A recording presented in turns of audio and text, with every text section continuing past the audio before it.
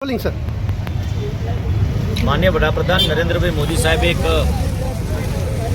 લોકોને મેસેજ આપ્યો છે કે લોકલ ફોર વોકલ અને સ્વદેશી વસ્તુ અપનાવી અને નાના ફેરિયાઓ, નાના લારીવાળા એમને ફાયદો થાય. આજે ધારો કે મેં માટીના કોડિયાની ખરીદી કરી છે તો એ લારીવાળાને બી ફાયદો થાય, વેપારીને, સાથે જેણે માટીના કોડિયા બનાવ્યા છે એને પણ એને એટલો ફાયદો થાય.